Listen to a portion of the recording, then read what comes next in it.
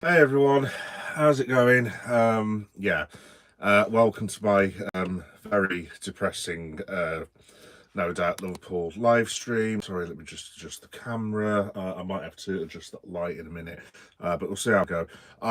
Sorry that I wasn't on a bit early. I was due to start at 5:30, but family intervened, wife came home, and chaos with children and yada yada yada, blah blah blah. I was going to go on at 7:30.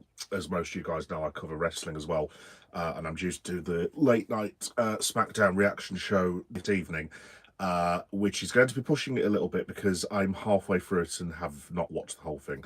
I've spent majority of my day watching K-pop Demon Hunters, as you do with young children. So so I'm probably not going to be on for too long.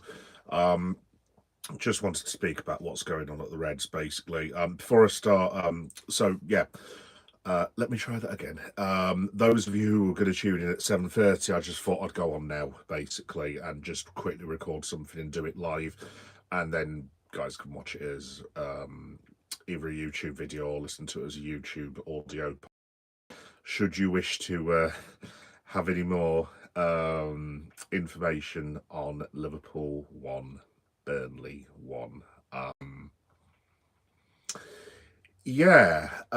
Might as well get into it, to be honest. Seems I'm currently talking to myself moment. Like I said, that's fine because I haven't actually advertised this properly, so you guys can just listen to it later if you want. Like I said, I'll be on live for SmackDown reaction this evening at 11 o'clock, and I'll probably go through some of the Liverpool stuff again as well because obviously my wrestling channel and Liverpool channel seem to cross over weirdly for some reason. Look, I so I usually make notes on what happens with the Mighty Reds, and I usually come with a script of some kind. Number one, I haven't done that this evening due to the fact that basically I've got a new computer, which is awesome. In fact, I will show you said new computer. Boom, there you go. How's that brand new computer? So I'm going to be streaming through that. But basically, I haven't worked out how to stream through the laptop yet because I need to set it up and like put dials on it and this, that, and the other. So that's a laptop, my guy. Absolutely, mate. Absolutely. I'm gonna work it out and try and work out all the kinks and stuff because basically I've got a Reddit channel as well. And my Reddit channel, which I do a lot of my Liverpool stuff on, all my stuff and passwords are on the other laptop, which I currently now can't get, and all my notes that I keep for Geek Boy Meta, which is the channel that you're on, basically all my stuff basically short is on the other laptop. So I haven't been able to make any notes or whatever. But after that, excuse my language, shit show this afternoon, I don't need any notes. I'm pretty much going to be shooting in the hips, guys, because I'm usually quite positive with Liverpool. I've got to be honest, this evening I am absolutely beyond fuming, livid, quite honestly, with what that happened. With what happened this afternoon, I'm going to try and be positive as I can do, but I am. It's not often I'm really angry at Liverpool. I'm borderline furious with today. Let's have a look. Tony Fahey. I hope I'm pronouncing that right. Hi, mate. You all right? Stevie England. Evening, Stevie. How you doing, fella? You all right? Look, folks, to be honest, like I said, I named this, I can't remember what I called it now, Xabi Alonso, does Arne Slot still have time? Something along the lines, because I was pretty steaming angry when I put that thumbnail on earlier. So I probably should have named it something else because obviously it's not really fair on Slot or Alonso or whatever. And I don't want to be one of these that says I've got information about it when I've got absolutely bugger all. But look, I've been defending Arne Slot pretty much tirelessly all season. And this isn't he should go by any stretch of the imagination. Like I said, all you guys, all Liverpool fans, can all have your opinions. And you're more than justified to say slot in, slot out. It's up to you at the end of the day. But I've been slot in all season just because of obviously he won the league for us. He's a decent fella. He gave me the best day of my life, pretty much, other than the birth of my kid. winning the league last season. Got us to a League Cup final, and look, this season he's still in 4th place. We've nearly qualified for the Champions League, blah, blah, blah, blah, blah. Would we have taken all of that when Jurgen Klopp announced he was retiring? And I think the answer is yes.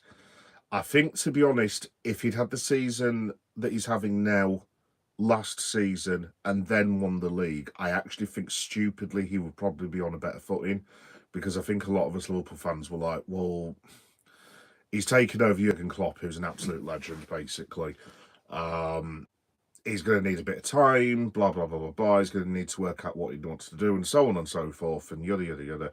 And I think most of us, if we've been offered, say if Liverpool get 4th this season, and that was the previous season, he'd got 4th, I think most Liverpool fans would have been like, do you know what, that's all right. And then if we'd won the league, then obviously he's building on the 4th. I think one of the troubles is because he's done it the opposite way round. And don't get me wrong, it's still fantastic on the league, everything, but because he's done it the wrong way round, obviously people are getting very, very pissed off. Bobby Plars. Hi, Bobby Plars. You all right? How you doing, mate? You all right?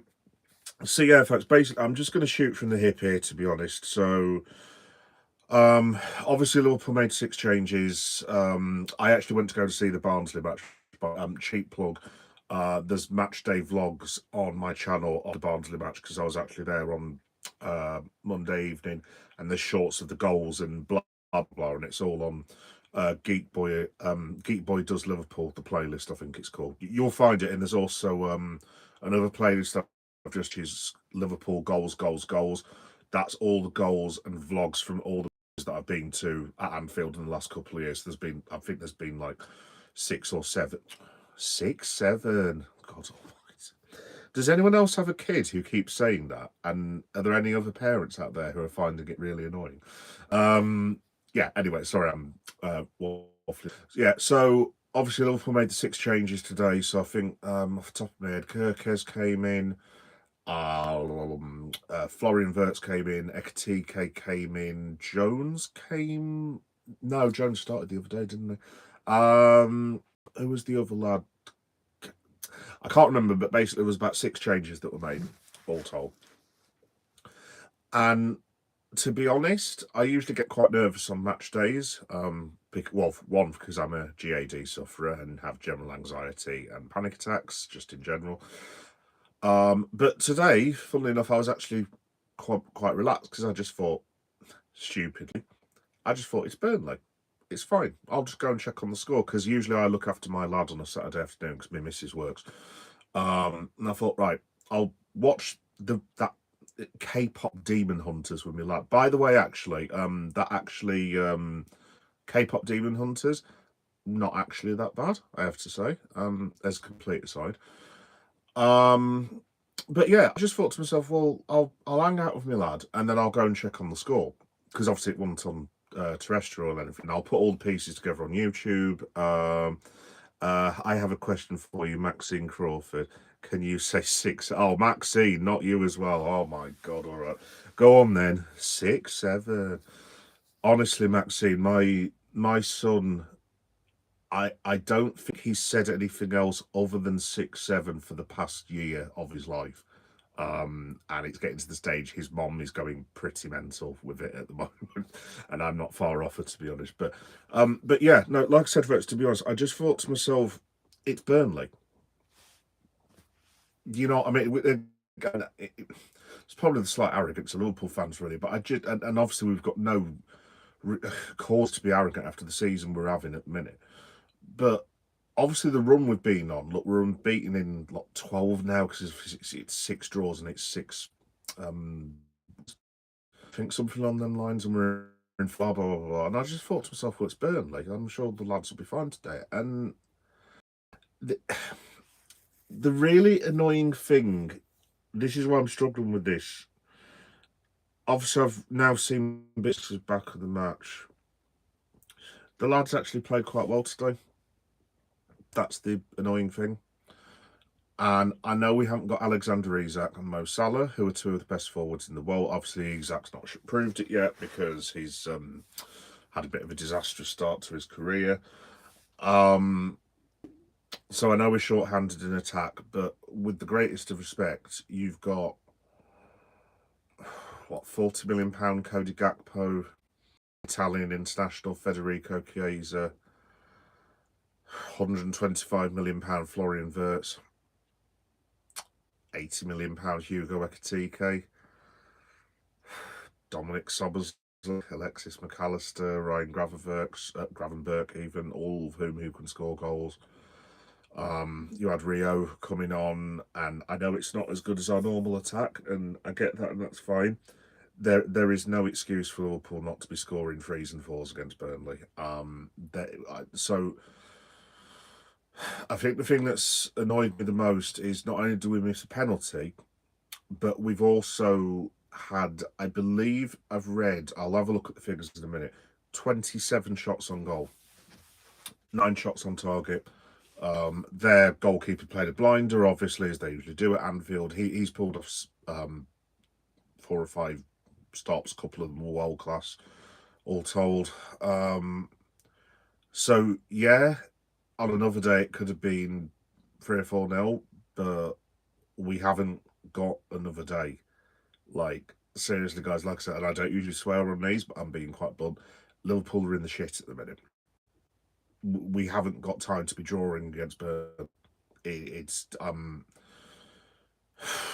like I said, I'm going to try and be calm about this and not go into a full rant. Liverpool drawing to Burnley at home with the players they've got, and even with the injuries, is completely and utterly unacceptable. We've scored 1 goal against Burnley in open play in 180 minutes. The only reason we scored the 2 goals is because one of them was a penalty that we got because some idiot called Hannibal decided to play NBA basketball with the ball at Turf Moor in the 95th minute of that football match. That's the only reason we even got anything at Turf Moor other than the draw. To say that we've been unable to break down Burnley, who are second from bottom in the Premier League, pretty much relegated, no offence to them, and no offence to Burnley as well. Look, at the end of the day, they worked their asses off, they got their point. Fair play to Burnley, and I don't like all the stuff that I've heard from Liverpool fans since. Oh, it's another low block again. Look,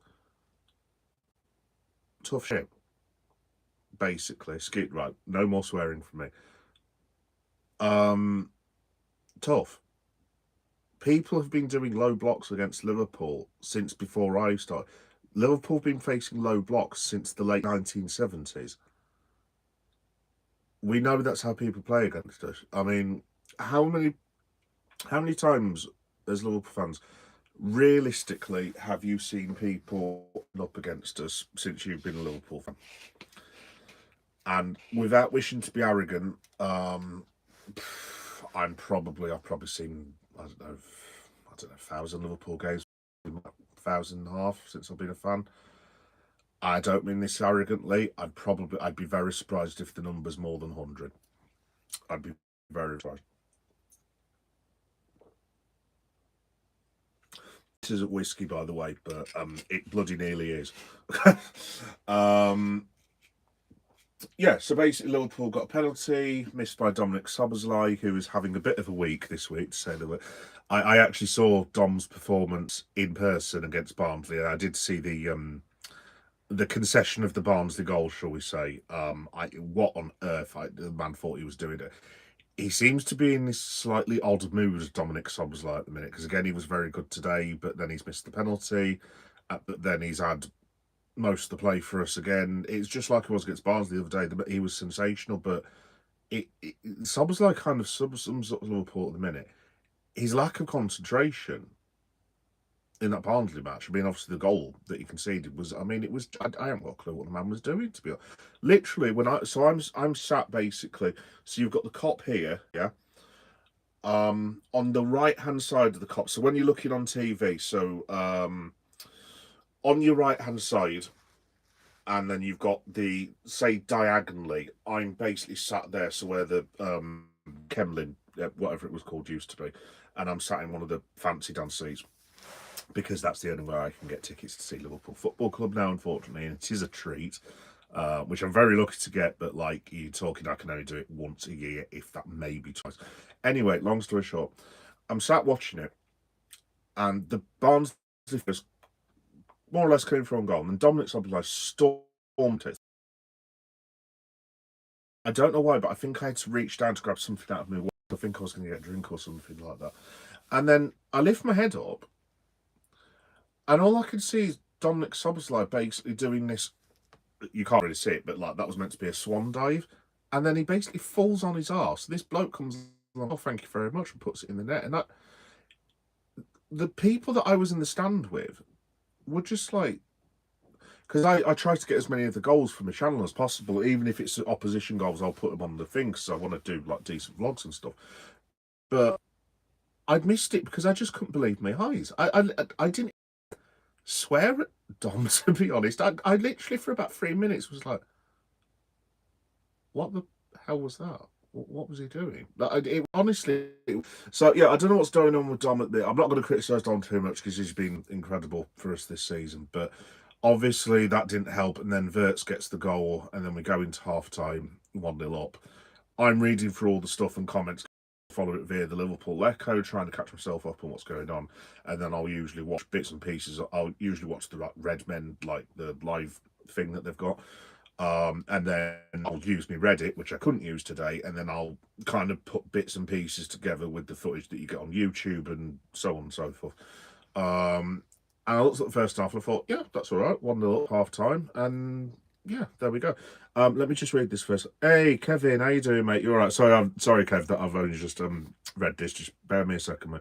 Hi, mate. Nice to see you. Very disappointed with Liverpool, but are we really surprised anymore?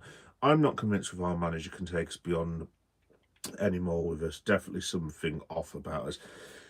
Said hi.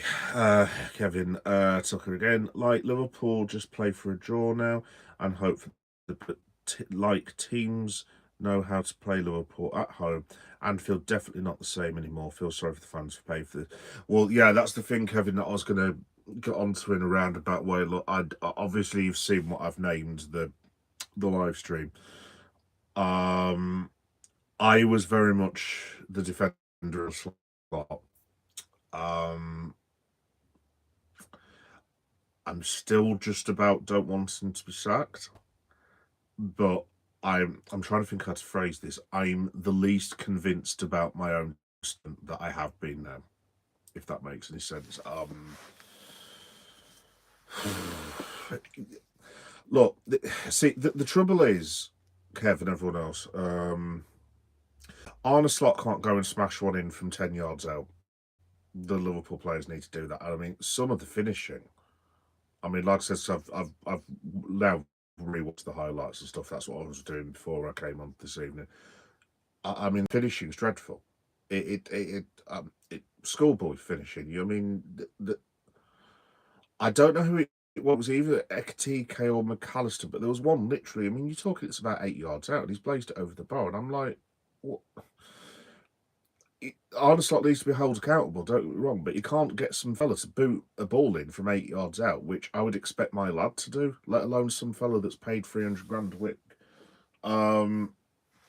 Yeah, look, to be honest, Kev, I don't know, mate. I don't know. I mean, I'm at the stage, basically, like I said, I'm basically asking you guys, so anyone who watches this as a podcast, after it's been recorded, after I finish my rant, you can write in comments. Just let me know tomorrow whenever it's uploaded.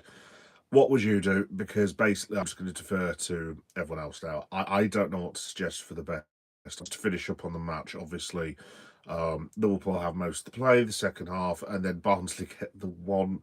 They had one shot on goal that they scored from. That's the thing. They had one shot on goal and they scored from it. We've had 27, 28 shots. We've scored one and missed a penalty. I mean, by any measure, I mean, that is truly atrocious. I actually feel sorry for the lads at the back today because, I mean, look, it wasn't great defending, admittedly, but that's the one time they've been undone. Now, the defence has actually been a lot better recently. The defenders are more than... entitled to turn around to the lads up front today and say, lads, look, help us out, will you? We've kept it to the one goal. Look, I mean, obviously that's we shouldn't be conceding against Burnley really at Anfield, but we've kept it to the one goal. You just need to stick us out and score 3 or 4 goals, and they didn't do that. So I actually feel a little bit sorry for. I mean, I feel very sorry for Alisson because I mean, he had nothing to do with the rest of the match.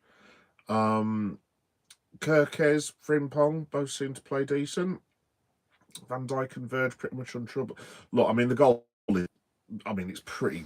It's not the worst we've conceded, obviously, but it's still not. And for the thing that annoys me the most is that when Burnley scored, there was half an hour left to play, and there were 7, I think, in the end, 8 minutes of extra time. Liverpool had nearly a half of football to put that right, and they didn't do so. And I'm sorry, but tonight, I've got to be honest, I am extremely angry with the forwards. It's just not acceptable to me at all. Look, the goalkeepers had a blinder, fair play, but it's not acceptable for Liverpool to be drawing. If this was away from home at Turf Moor, and Burnley are scrapping for their lives, say if Burnley were like 2 points away from safety, and they'd heard that, I don't know, Leeds had lost or something along them lines, and we came away with a point, I wouldn't be jumping from the rooftops. Now I'm thinking to myself, well, some of these players might never play Premier League football again. They're going to give it their all, and we've got a point away from home. It's not great, but I can just about live it. But to draw Burnley at Anfield is, and it's not the first time this has happened with Burnley, by the way. They beat us in that COVID season. I think Ashley Barnes scored for them, and I think the season before that it was a 1-1 as well. And like I said, I'm not having this complaining from Liverpool fans saying, "Oh, this low block thing isn't fair." Tough. That's life. Crack on, get on with it. There's things I don't like doing at work that are difficult that I have to do, but I get paid to solve those problems. So obviously, it's just very slightly different things. I haven't got 65,000 screaming Reds fans staring at me for 90 minutes, but still, like, people play a low block against you, and that's the one thing that I do blame Arna for. I don't think he's helped with his comments at all of this. We just can't defend against low blocks. You're basically just giving up before you've even started. It's But today, as I say, I blame the forwards. I'm sorry, but some of the I think it was the McAllister one. I might be wrong about it. It was either McAllister or Ekatike, possibly Jones. I don't know who it was, but there's this shot from. I mean, you're talking it's inside the area, straight shot of goal. I mean, it nearly hit the roof of the cop end. I'm like, I you might be able to tell, folks, I'm usually quite calm on these, but I've got to be honest, I'm pretty bloody furious about this, to be honest. It's very, very rare that I lose my temper with Liverpool. Very, very rare. Apart from in the match, I wouldn't recommend anyone watch a Liverpool match from me. The Irish fella who was next to me had a bit of an experience at the Barnsley game, put it that way. But I'm usually quite calm with like the assessment and stuff. I'm not today because there is just no excuse. There's no excuse for them drawing at home to Burnley. It just simply is not good enough as far as I'm concerned. Let's have a look. Oh, Kev again. As a Liverpool manager, don't believe in him and always does the same thing with him. And who's the last time we had a big performance at home? Liverpool bought no players in January. Well, that's the other thing, Kev. I'll throw it back to you, mate. Can you remember the last time we played well? Brighton. Brighton was all right. I wouldn't say it was anything to write home about, but it was a decent-ish performance. The Inter Milan performance I thought was really, really good. The Aston Villa match, thought lads played really well. Real Madrid match, they were excellent, obviously, in that. The Arsenal game, I wouldn't say was excellent, but the lads defended really, really well in that. First half against Everton, they were pretty good. Maybe 60 minutes against Atletico. I mean, after that, you're struggling. I mean, the only excellent I think Liverpool can truly hang their hat on is the Real Madrid and Aston Villa game. But the Villa match wasn't, and I mean, don't be wrong, that done really, really well this season. It's an excellent performance by the lads. It's not one that's going to be in anyone's top 10 by any stretch. I mean, the Real Madrid performance, fair play to the boys, they were absolutely sensational that night. But this is more the other thing as well. Like, so you can go to the Emirates and outplay Arsenal, who have just drawn again, by the way. Second half, we completely outplayed Arsenal. We've pretty much outplayed them in 2 games of football this season. You can outplay Real Madrid. You can outplay Aston Villa. You can beat Atletico Madrid. But you can't beat Leeds United twice. You can't beat Burnley. You're hanging on against Wolverhampton one. And I think it's getting to the point where it's it's fairly obvious what the issue is to me is that the players, I'm not accusing them of not trying in the easier games. I think they're giving themselves a lot of excuses in the easier games. Because, I mean, again, Brighton, fantastic team. Thoroughly enjoy watching Brighton. Liverpool beat Brighton, but they like I said, they draw 3-3 with Leeds. I mean, that doesn't make any sense to me whatsoever. I mean, whether the players are just strutting into Anfield or any away ground thinking, this is easy enough, I don't know. And if they are thinking that, I'm not entirely sure why, because there isn't one of those bottom teams that we haven't struggled against this season. Every single one of them has been an absolute nightmare. I mean, this week coming up, the Marseille game, oddly enough, I think Liverpool will actually win that because they know that they know what they have to do. They basically have to.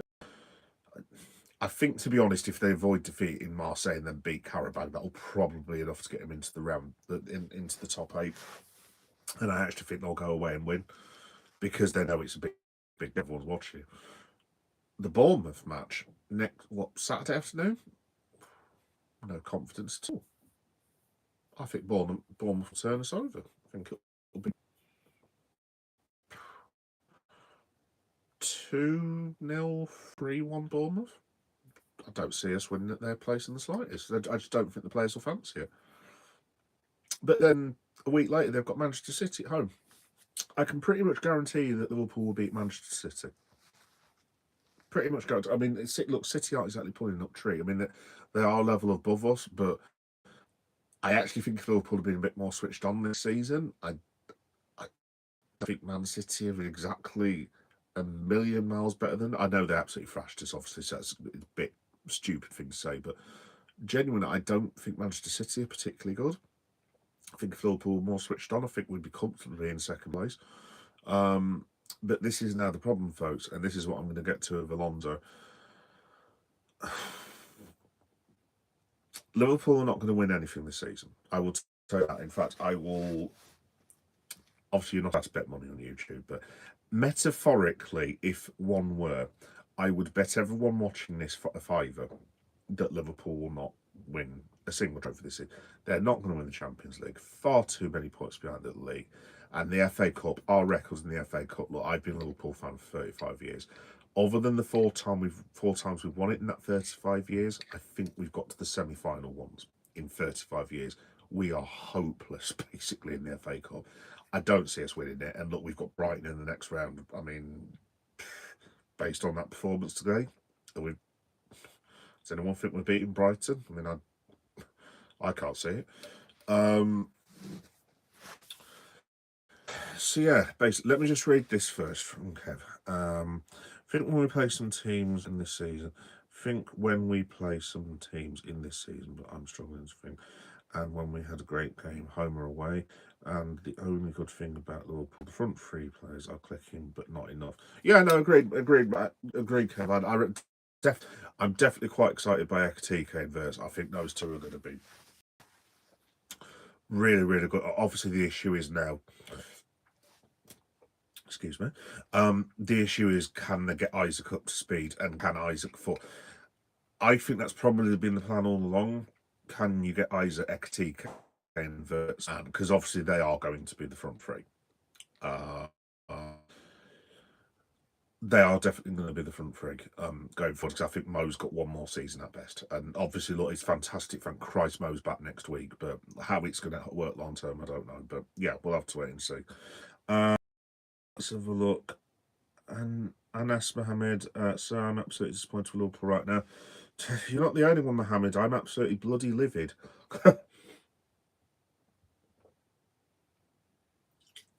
Oh, good water first. Kevin, I do believe the in bringing some new players as well, because you can see the players look tired. Me personally, I like players to leave. Well, Kev, that's what I was going to now, mate. Basically to finish off, because I'm not going to go on about the game. Look, as far as I'm concerned, Liverpool drawing with Burnley is completely unacceptable. I'm concerned, completely and utterly unacceptable. So part that, it's gone. Basically, we move on to Marseille. The thing is with Slot and Alonso, I'm honestly not sure what the club do now and what's the best thing to go for, because there are a number of things. I have stuck on this if anyone wants to read it. It's Geek Boy Man, blah blah blah blah. Same handle or whatever one calls it.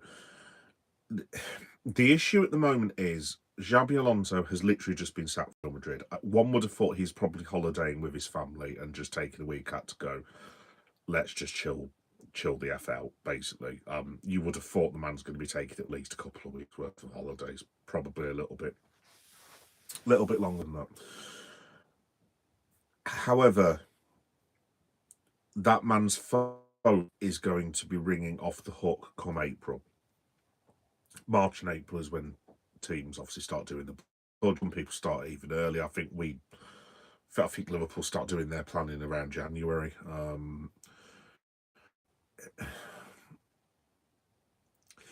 What I'm getting at is, do we now run the risk of letting Xabi Alonso's phone ring to the likes of a Tottenham, for example? Because I don't see Thomas Frank getting for the end of the season. Xabi Alonso be managing Tottenham after managing Liverpool and Real Madrid? Probably not, but Tottenham is still a massive, massive football team. Obviously, he's not going to go to Manchester United. Well, I mean, he bloody well hope. If Guardiola leaves, would Alonso be on the list? I don't think he'd get the job, but I reckon he'd be in their top 5. Absolutely. He ain't going to go to Bayern because Vinny Company's doing really well over there. Could he go to Dortmund? Possibly. Obviously, he's not going to go to Barca. Newcastle, however, is a big one. I'd even throw Chelsea in there. I know they've just signed Liam Rosenior. Would anyone be surprised at all if he was sacked before the end of the season? Because Chelsea are just a nutcase football club, absolute not. Or if he was gone by the end of the season, quite honestly. Newcastle's a possibility. The point is, if a club comes in that, let's say for argument's sake, Tottenham pull the plug. I mean, this could literally happen now. Tottenham plug this evening on Thomas Frank, and one of their chief executives or something says, I've got contacts in Spain, get me Xabi Alonso. And someone says, right, Xabi, blank check, 3-year contract. I know you've literally just finished, but take a couple of weeks off. Can you start in mid-February? Would Alonso say yes? He's a very, very hard-working man, Alonso. I wouldn't be surprised at all if he jumped straight into it. The point being is, do Liverpool stick or twist? If they stick and lose out on Xabi Alonso, like we've done with Semenyo, like we've done with Mark Gay, we are going to look like a bunch of idiots, especially if someone like a Guardiola was then to leave and then Xabi Alonso replaced him at City or like Newcastle or whoever the case may be. I don't know. Or do we stick with Slot until the end of the season? If it's been a complete disaster, sack him. If by some absolute miracle we win the bloody Champions League, which I'm sorry, that is just not going to happen. But if let's just say for argument's sake, Liverpool won the Champions League, I think most fans would pretty much be like, "Oh yeah, I don't want Slot sacked anymore. That's fine, Ray, carry on." And then you just crack on and everything. Or do you basically then wait till the end of the season and if completely screw the poo on basically qualifying for the Champions League, do you then go, right, let's to the summer, and if we finish 7th or 8th and get a conference list or something like that, do you then sit on down on the whatever it is, May the 25th, and then politely tell him goodbye and hope that Alonso is still available? Or your third option is it even Alonso? Is that who they're even looking at? I don't know. I understand. I don't know what the best thing is to suggest, but if Liverpool are set on Alonso, I think if there was disaster against Marseille, basically, I'm in the realms of, I know we're unbeaten. I think it's pretty much got to happen next week. That might sound a bit dramatic, but like I said, we all wanted Alonso. And this is the other question as well. Look, I know Real Madrid are an absolute basket case of a football club, but we do need to remember he has just been sacked. I don't think Alonso did a horrendous job. I think it's outrageous he's lost his job. At the same time, I take the point. It's not the best start that I've ever seen to a Real Madrid coaching career. Do we want to be sacked? Who get on with Bellingham, Junior, and Mbappe? I'm not saying we've got arseholes like that in our team, but I mean, look, Mo Salah, Van Dijk, and aren't players to be messed with at the same time themselves. You know what I mean? So basically, folks, I don't know. I don't know what to suggest. If it's this season, then I think it has to be next week. I think if you go even longer, then you're into what's the point, Mose, unless you are about getting the champion. Look, the Champions League, all the doom mongers out there are like, oh god, it's going to be a disaster. It's like, no, Liverpool have budgeted for this. That they have got millions and millions of pounds reserve. But what it will mean is the next manager will be getting no summer transfer budget. That's your problem, unless he sells. But yeah, I don't know. Let's have a look. Kevin, finishing the top 4 does a make-up for the poor season we've had, and if we're like this in 5 or 10 years' time, we're not going to be changing for the league, as I feel the momentum has left. So yeah, I agree. I agree, Kevin. I think that's one of the annoying things to me as well. I think all of us basically after Klopp just kind of thought we were past this, like, because if you remember, this used to be our lives as Liverpool fans. I mean, look, literally like 8 years ago. People might disagree, but 8 or 9 years ago, basically, Liverpool, I think most of us would take that. Literally, if this was 9 years ago, we were, chasing top 4. We'd qualified, I think before Jurgen came across, I think we'd qualified for the Champions League twice in 8 years. Something daft like that. I remember the celebrations when we beat Middlesbrough on the last day of the season. When Wijnaldum scored that goal. If Gini Wijnaldum didn't score that goal in the 44th minute, and I'll never forget this against Middlesbrough, because the crowd were basically crapping themselves. If Gini Wijnaldum does not score that goal, there's half a chance that none of this ever happens for Liverpool. That's how important that goal was. But the point is, that was our lives as Liverpool top 4 chasers at best, and I was actually grateful for that when Jurgen first came in, because we weren't even that when he turned up.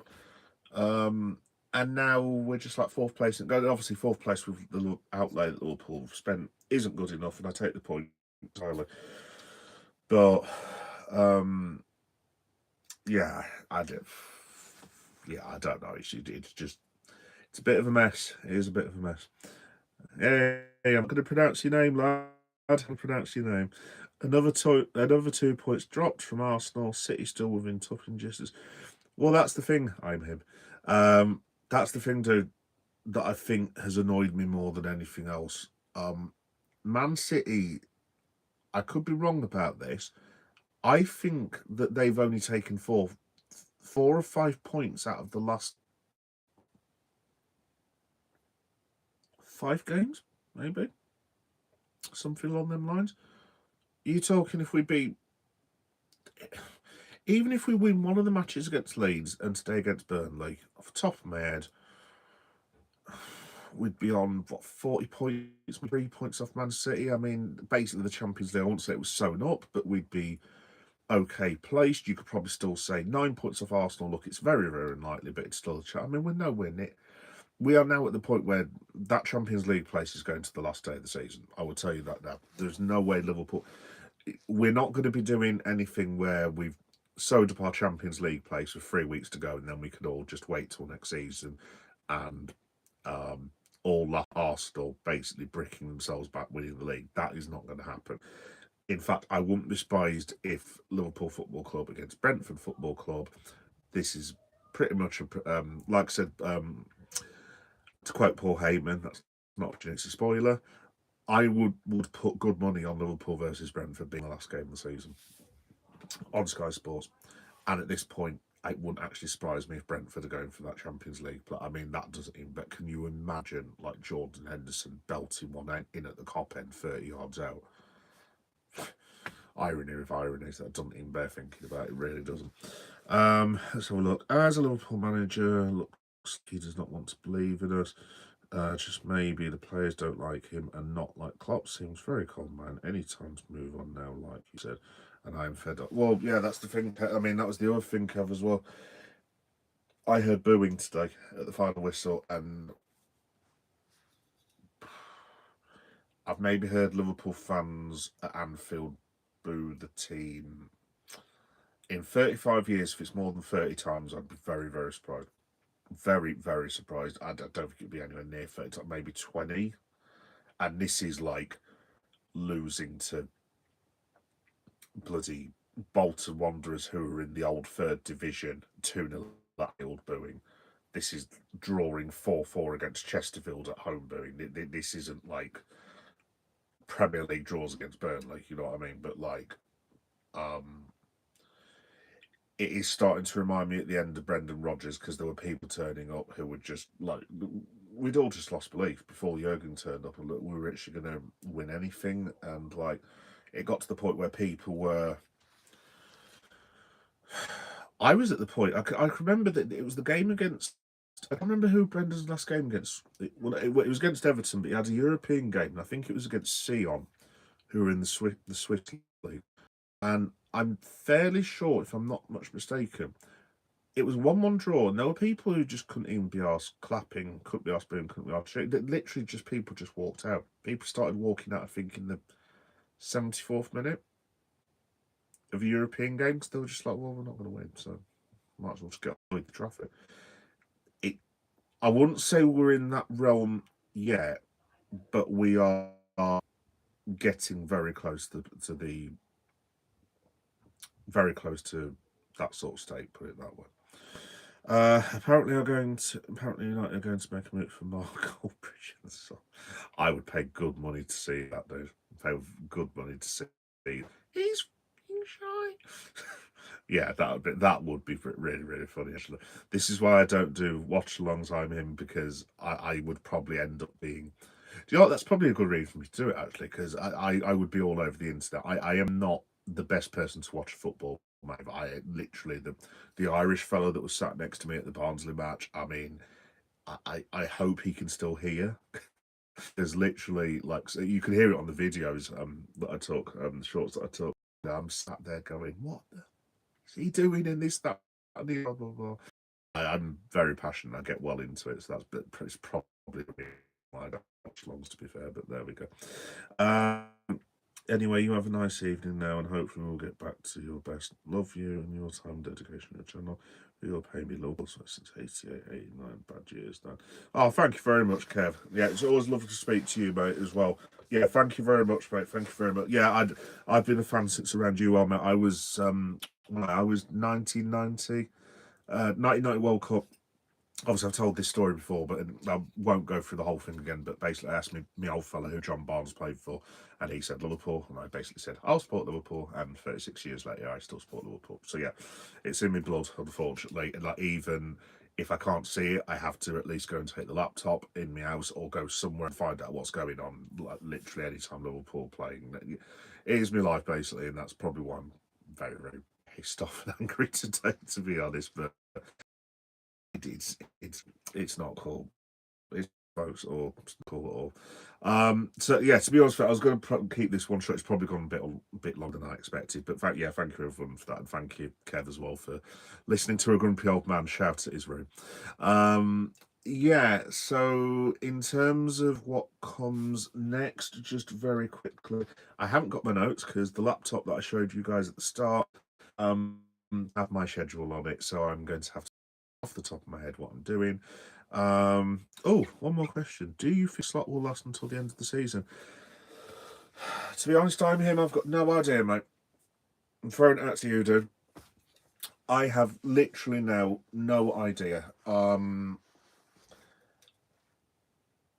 I would be inclined to say yes with a but, not as in an arse. I won't be. I think because FSG have made so much money off Liverpool, look, we're not in any danger of going bust or losing out on fantastical amounts of money. Obviously, with the outlay we've made, PSR wise, I don't think we'd be able to sign hardly anyone for next season, which would be my main concern.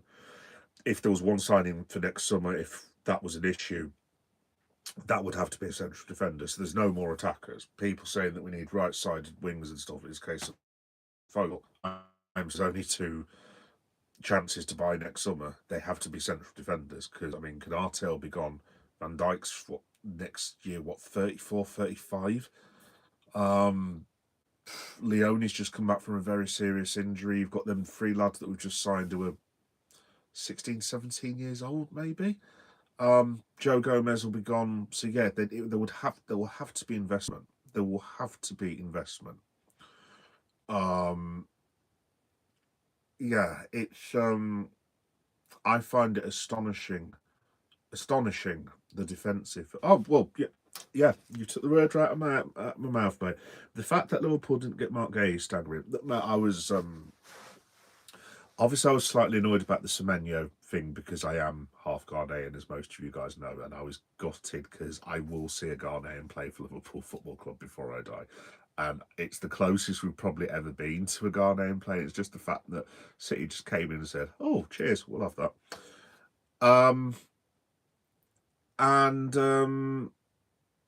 Yeah. And then the gay thing, it was even worse than the Semenyo thing. First of all, it was like, oh, well, gay is going to go in the summer. And Man City literally come in and go, oh, cheers, we'll have that. There you go, there's 400 grand. Oh, nice one, I'll join you. And I'm just like, what? Hang on, wait a minute. You know what I mean? It's just, yeah. I mean, it's just it was Liverpool's transfers. Like, I'm not going to be one of these bawling bloody Liverpool, ungrateful, fancy Dan Liverpool fan. Look, I'm still very grateful we bought the players that we have. At the end of the day, there's football teams out there who can't afford Booker all at the end of the day. And we are slaves by some of the best football players in the world. But so I'm not going to say the transfer business was bad because I'm not an ungrateful git at the end of the day. But what they did with central defence this year was, like you said, mate, staggering. Absolutely incredible stupidity to leave Van Dijk and Konate so exposed. Yeah, astonishing, mate. Absolutely astonishing.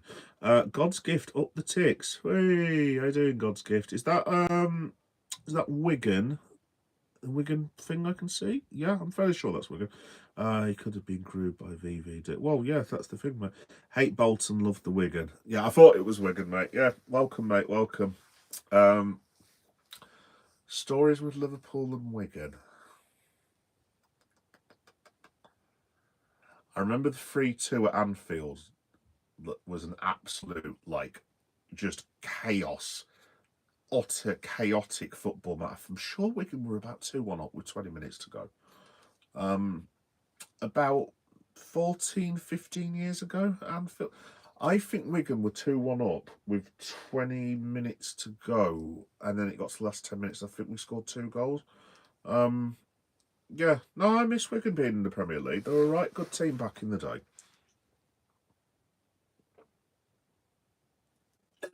And I loved it when you won the FA Cup against for obvious reasons. That was absolutely brilliant. Absolutely loved it. One of the best days of my life. That was all them Man City fans. But there we go. Do you remember the Edmund goal versus Liverpool banger? Was that Eric Edmund Tottenham back 2005 ish? Was that the Champions League season? As in Istanbul? I think that was the one, wasn't it? If so, yes. I remember it was about 40 yards out, wasn't it? Because like literally, I saw it on Match of the Day, and I'm just like, yeah, and I'm literally like, well, I mean, he went to go and shoot, and I was sat there with one of the likes. We were all sat there back in the day, drinking and carrying on, like in student halls, going, well, I mean, surely this can't be the goal. And then all of a sudden, we were all like, what the hell was that? It was literally just like, I don't know who it was. I'm assuming it was Jerzy Dudek at the time. Basically, the goalkeeper just looked like he'd taken off into the bloody sky, honestly. Yeah, no, I remember that. I remember. It reminds me a lot of that Daniel Agger one that he scored against West Ham about a year after that, where he absolutely thundered something the ball into the top left-hand corner. Absolutely just sensational strike, mate. Complete banger. Yes, I do remember that, mate. Honestly, mate, some of the... I was saying this to one of the lads the other day. Some of the goals we used to watch were so good, and now, like, this is another thing. I'm going slightly on a tangent here, but when I was watching the Barnsley game at Anfield the other day, the amount of times I was shouting "shoot," I must have shouted "shoot" 40 times that night. And it's not just Liverpool, I've noticed, because everyone keeps saying that we're passing, side to side, which we are, and not doing penetrating stuff like that. I think it's pretty much not far for every team. I mean, yeah, you've got people like who are a bit more direct, like Forrest, who will go down the channels and like get crosses in and get him onto Chris Wood's head and things like that. But the amount of teams that do the same as Liverpool, I mean, it's just ridiculous. Literally, I remember watching Match of the Day in the late 90s, midnights, where there was so many goals from like 30 yards out. I mean, literally, Match of the Day in the late 90s would be good for at least bare minimum, 4 or 5 25 to 30 yarders every single Saturday without fail. And it just seems to have been coached out of them. Look, I'm not going to go into that because it's just me being an old man shouting at the clouds. But yeah, it's not old school football, is it? Let's have it right. But yeah, cool, nice one. Thanks everyone for watching, guys. Like I said, I'm actually bonus you'll all be happy about. I'm actually going to be on later, which is why I need to run off now because obviously most of you know I do pro wrestling as well on the channel. I am halfway through SmackDown and need to go and watch the rest of it. Otherwise, there will be no show this evening. So I will be heading off to do that shortly. Just to make you guys aware, without my schedule, because I've got my new laptop, but off the top of my head, like I said, I'm doing the late night SmackDown show this evening. It might be a bit later. It might be about 11:30 at night. I'm not totally sure because me and the wife are watching Stranger Things for a start off. By the way, don't tell me what happened. Monday Night Raw this week, I'm actually going to be able to watch live because it's actually going to be in Belfast starting at 7 o'clock, I think. So I should be on live after that about 10 o'clock, something along the line, so I can actually review Monday on the day, which will be decent. Wednesday next week will be the Marseille game, so I'll be doing a live reaction to that, probably about 10:30, 11 o'clock, something along them lines. In fact, I'll probably do it while I'm watching Champions League Match of the Day. AEW, by the way, if anyone's listening to this who's one of the AEW fans that listens to the shows, sorry about the whole AEW coverage. I just haven't had time to watch it the last couple of weeks, so I'll try and speak about it a little bit this evening if I get a chance, but I genuinely haven't had a chance to watch it. And for those of you who are my Ghanaians, I'll just say keep an eye out for those guys next Friday. There's going to be a whole Ghana themed thing in the evening, and there's a couple of vlogs and stuff like that. But it's basically going to be Ghana night, if you want, on the channel, basically. And that's also on the same night as Toy Shorts Friday, which happens every week, as most of you guys know. So yeah, that's what's coming up anyway. But yeah, I'll be back for SmackDown live reaction, hopefully, probably in about 3 hours time, actually. So yeah, I'm gonna have to get this phone charged and SmackDown quickly. Let me just read you guys at the end. Won the FA Cup and got relegated. No one will ever sing that. I was going to say, I remember God's Gift. Yeah. Well, I'm sure you didn't find it amusing at all, but like, I remember that, and I was just like, if you're a Wigan fan, are you bouncing that week, or are you absolutely gutted, or is it a bit of both? I can't imagine winning the FA Cup, and you'd usually be like absolutely bad. And then obviously they lost to Arsenal, I think it was. Was it like 3 or 4-1 at Emirates and got relegated? Yeah, I don't think that's ever happened for. I know Middlesbrough were quite close to doing it in that random season that they had, when they got to every single final and got relegated. But yeah, dude, yeah, that was it was a hell of a Wigan team that back in the day. Hell of a team. They even got into Europe as well, I think, Wigan, back in the day, if I'm not much mistaken. Or they either got into Europe or were very, very close to getting into Europe. One of the two, I can't remember which one it was now, but let's have a look. Yes, when I was younger, I played for Villa Academy 2007. There was a kid there that was only there because he could run forever. It's got even worse nowadays. Oh well, yeah, dude. Like I said, it's just the academy training, dude. I just wonder. My thing that I always, this will be the last thing that I'll probably say as well, but my thing that always annoys me now is, I don't want to keep saying Jack Grealish, but he's the best example I can give. Jack Grealish should be one of the best football players in this country, and Jack Grealish, I know he's plays for the F, is one of the best technical footballers in this country, right? He was allowed to run the show at Villa. Yes, he still had to do his defending and so on and so forth, but it was a bit of a Gaza. Socks down, running at the back four. I mean, he destroyed us in the 7-2. I mean, obviously, I know it's COVID, but I mean, that he was sensational that night. He goes to Man City, and it's not this isn't a dig at Guardiola. Look, obviously, Pep Guardiola is one of the best managers of all time. Whatever I think of Man City personally, he is one of the greatest football managers of all time. Fair play. But he's coached the talent out of Jack Grealish completely coached the talent out of it, and now he's got to learn all these patterns and formations. And yes, I know that's what football is based on now, and blah blah blah blah blah. But like, I wanted to see back in the day John Barnes running at people. I wanted to see Paul Gascoigne for England. I used to like watching Roberto Baggio. I'm just trying to think of some more. I used to watch the Brazil teams in the 90s, when you had your Ronaldinho's, Romarios, and so on and so forth. I used to like people like Stoichkov that used to play for Barcelona. People that just had a bit about them who would run. Like, I used to like watching Dennis Bergkamp. Was slightly different, but again, he was. I know Dennis Bergkamp would stick to systems as well, but like, at the end of the day, he was still a talented footballer, and there was things that Bergkamp did that you can't teach. Jack Grealish should be England's. Basically, everything should be going through Jack Grealish. Maybe not so much now, because obviously you've now got your Fodens, Cole Palmers, Eze's, and so on and so forth. So there's loads of different players like Jack Grealish, but Jack Grealish should be the first name on the England team sheet. And I personally hold Pep Guardiola directly responsible for the fact that he isn't. I just think it's been coached out of him.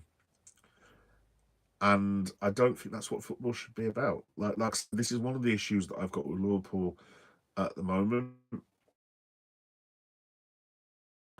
I'm sat there as a 90s football fan going, why don't you just say to Florian, as soon as you get the ball, crack on. I'm not saying that, and I don't mean as in he shouldn't be tracking back or anything, and I'm not necessarily saying free roll, but well, I suppose I am actually, but I don't think Florian Wirtz should be tracking back. Florian Wirtz should track back, and he should be defending. You know what I mean? But I don't think he should be beholden to that. I think if you buy Florian Wirtz, you basically give him as free a role, well, put it this way, a freer role as you possibly can afford to do. And then Sobbo, Gravenbergs and McAllisters, I'm not going to call them you Groks, because obviously they're much, much more talented boys than that. But they are your people. And then you have Wirtz and you put, I don't know, you put Wirtz behind Ekatike and Isaac and you say, right, you find those two. If you can't find them, you bang one in from 30 yards out. Boom, the end. If I was managing Liverpool Football Club, that is what I was doing. I mean, it depends what Florian Wirtz has been told or where he was. I would imagine looking at Wirtz, I don't know if he'd want a free roll. I think he's one of those who would just like to be a Salah from about 7 or 8 years ago. Literally gets the ball off whichever wing he wants to be and then cuts in or tries to do a trick over the defender and then either scores or assists. Sensing that's what he would like to. Maybe he would like a free roll. I don't know. I mean, personally for me, I'd actually quite Liverpool to play 3-4-3, to be quite honest, but obviously that's not a formation that people do really anymore. I would just have, if everyone was fit, and if Salah goes, I would just have Alexander Isak, Hugo Ekatike, and I'd just have Wirtz behind them, just causing mayhem. Just say to Grav, Maka, and Sobbo, you guys, the engine room, occasionally one of you can get forward, but you just, basically, you just give this lad Florian Wirtz all the time that he needs on the ball, and that's what I would do. But there you go. He became a system player. Yeah, absolutely, absolutely. I'm him. Absolutely. It's yeah, and I just think it's so sad that you've literally got kids watching this now who think this is how football should be played, and it just isn't, in my opinion. And there's nothing wrong with having systems or defensive stuff, by the way, nothing whatsoever. But just let the players play, basically, sometimes. You know what I mean? Anyway, right, folks, I'm going to head off now. Thanks, everyone, for watching and interacting. I wasn't expecting to have this much such an interaction, to be honest, this evening. So, yeah, cheers for all of that. Right, I will be back in about 3 hours, hopefully, fingers crossed. So, enjoy your Saturday. And if you're a wrestling fan, I might see you guys a little bit later in about 3 hours' time. Right, take care, everyone. Up the Reds. Bye-bye.